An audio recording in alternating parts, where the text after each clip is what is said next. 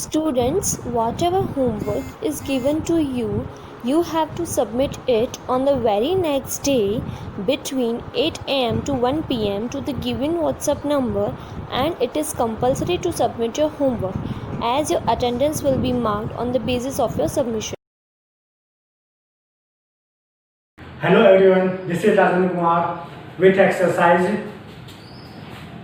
3.5 of chapter 3, playing with numbers of class 6 mathematics.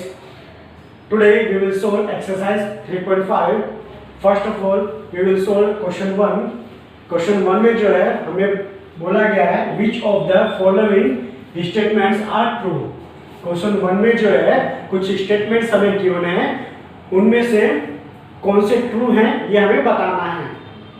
तो यहाँ पर first statement A, if A number is divisible by 3 it must be divisible by 9. Given statement में हमें ये बोला गया है कि एक नंबर है, अगर वो 3 से डिविजिबल है तो वह 9 से भी डिविजिबल होना चाहिए. ओके, तो इसके लिए सपोज हम एक नंबर लेकर चलते हैं 6. अब ये 3 से तो डिविजिबल है, 3 2 जा 6, बट अगर 6 को हम लोग 9 से डिवाइड करें तो क्या ये डिविजिबल होगा? नहीं. व्हाई? बिकॉज यहाँ पे 6 जो है वो 9 से स्मॉल है, 9 के टेबल में 6 आएगा नहीं. तो गिवन स्टेटमेंट क्या होगा? False. Now statement B, if a number is divisible by 9 it must be divisible by 3. Statement B में आपको बोला गया है एक नंबर है और वो 9 से डिविजिबल है, देन वो नंबर 3 से भी डिविजिबल होना चाहिए. तो यहाँ पर हम जानते हैं 9 के मल्टीपल्स क्या होंगे? 9, 18, 27 एंड सो ऑन. अब ये सारे 9 से तो डिविजिबल हैं, साथ ही साथ ये 3 से भी डिविजिबल होंगे बिकॉज ये 3 के मल्टीपल्स भी होंगे. ओके, तो हम इनको 3 से कंप्लीटली डिवाइड कर सकते हैं. और वैसे भी 9 के फैक्टर्स अगर हम लोग फाइंड आउट करें तो वे क्या होंगे? 1, 3 एंड 9. 3 जो है 9 का फैक्टर्स भी है, तो 3 से भी गिवन नंबर क्या होगा? कंप्लीटली डिविजिबल होगा. तो गिवन स्टेटमेंट क्या होगा? True. Statement C, a number is divisible by 18 if it is divisible by both 3 and 6. Statement C में आपको ऐसा बताया गया है कि कोई नंबर जो है 18 से डिविजिबल है. कब? जब वो नंबर 3 एंड 6 से भी डिविजिबल हो, ऐसा इस स्टेटमेंट में बताया गया है. तो हमें बताना है ये ट्रू है या फॉल्स है. Let's check. जैसे कोई नंबर हम लोग लेकर चलते हैं 12. अब 12 जो है 3 से भी डिविजिबल है एंड 12 जो है 6 से भी कंप्लीटली डिविजिबल है. ओके, बोला है यहाँ पे बोथ. बट अब ये जो नंबर है क्या वो 18 से डिविजिबल होगा? नहीं, बिकॉज यहाँ पर 12 जो है 18 से स्मॉल नंबर है और 12 जो है 18 का मल्टीपल भी नहीं है. तो गिवन स्टेटमेंट जो है वो क्या होगा? False. So write down false. Now statement D, if a number is divisible by 9 and 10 both then it must be divisible by 90. Statement D में आपको बोला गया है कि एक नंबर है जो आपको दे दिया गया है और वो 9 एंड 10 दोनों से डिविजिबल है. एक नंबर है जो 9 एंड 10 दोनों से डिविजिबल है, तो जो नंबर है वह 90 से भी डिविजिबल होना चाहिए. अब सिंपली यहां पर बोला गया 9 एंड 10 दोनों से डिविजिबल है नंबर, तो सिंपली वो नंबर क्या होना चाहिए? 9 एंड 10 के टेबल में आता होगा. ठीक है, तो यहां पर हम 9 एंड 10 दोनों का मल्टीप्लाई करें तो हमें कितना मिलेगा 90। ओके, और यहाँ पर 90 जो है 90 से कंप्लीटली डिविजिबल है। ओके, अब यहाँ पर नंबर जो है दोनों से डिविजिबल है, दोनों से डिविजिबल है मतलब क्या होगा कि वह 9 और 10 दोनों का मल्टीपल होगा। तो यहाँ पर 9 और 10 का अगर हम मल्टीप्लाई करते हैं तो हमें कितना मिलता है 90। इसी तरह से 180 की अगर हम लोग बात करें तो ये 9 से भी डिविजिबल होगा और 10 से भी डिविजिबल होगा। तो गिवन स्टेटमेंट क्या होगा, ट्रू।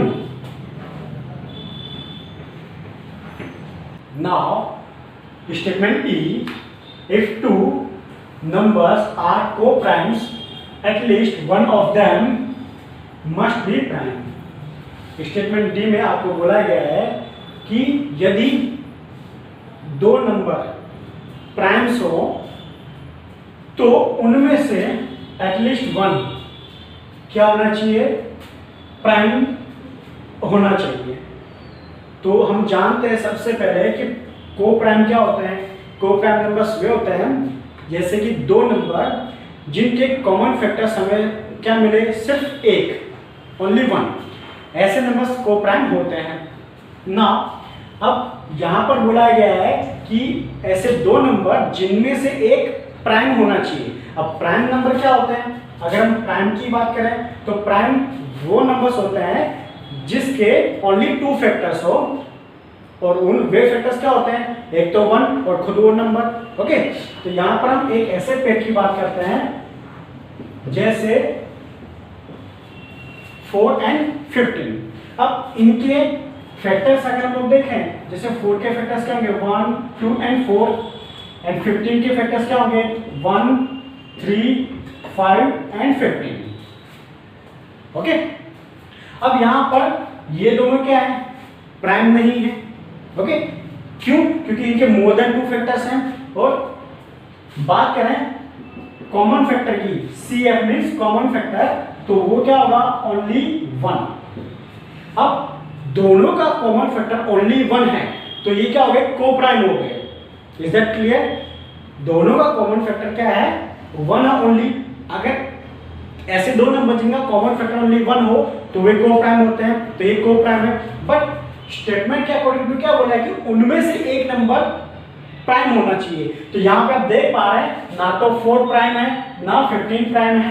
ओके, तो इसके अकॉर्डिंग टू जो हमारा स्टेटमेंट है वो क्या होगा, false. Remember it. Now statement F, all numbers which are divisible by 4 must also be divisible by 8। Statement 4 में आपको ये बोला गया है कि all numbers, वे सभी नंबर्स जो 4 से डिविजिबल हैं वे 8 से भी डिविजिबल होंगे, ऐसा इसमें बोला गया है। अब सिंपली 4 से वे कौन से नंबर्स होंगे जो डिविजिबल होंगे, सिंपली 4 के टेबल्स में जो नंबर्स आते हैं। ओके, अब जैसे हम बात कर रहे हैं 12 की, 12 4 के टेबल में आता है, तो क्या ये 8 से डिविजिबल होगा? नहीं, बिकॉज इसका फैक्टर 8 नहीं है। अगर 8 इसका फैक्टर होता तो ये 8 से डिविजिबल होता। अदर हैंड आप ऐसा समझ सकते हैं कि ये 8 के टेबल में नहीं आता है तो ये 8 से डिविजिबल नहीं होगा। तो इसके अकॉर्डिंग टू जो हमारा गिवन स्टेटमेंट है वो क्या होगा, false. Remember that.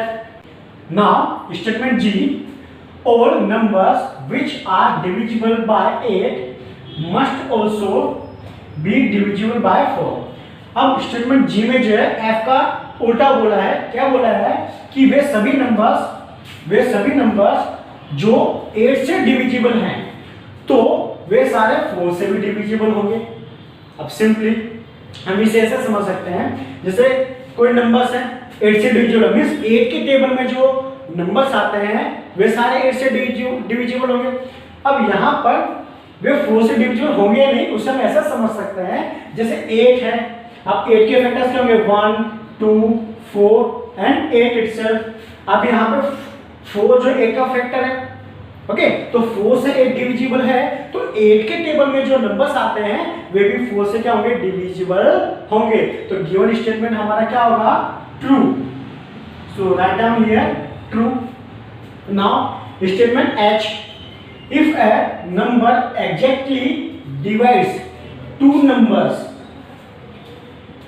separately, it must exactly divide their sum। Question H में आपको ऐसा बोला गया है कि एक नंबर है आपके पास, ठीक है, और वो एग्जैक्टली टू नंबर्स को क्या करता है, टू नंबर्स को सेपरेटली मतलब अलग अलग डिवाइड करता है, देन वो उनके सम को भी डिवाइड करेगा, ये ऐसा बताया गया है। सपोज दैट यहां पे ए नंबर मैं कितना लेता हूं, 4 ले लेता हूं, ओके, और टू नंबर जो है मैं 16 एंड 20 ले लेता हूं। अब 4 से 16 भी डिविजिबल है और 20 भी डिविजिबल है separately, according to the statement separately क्या है, डिविजिबल है। नाउ अब बोला है इनका जो सम है वो भी एग्जैक्टली क्या होगा, 4 से डिविजिबल होगा।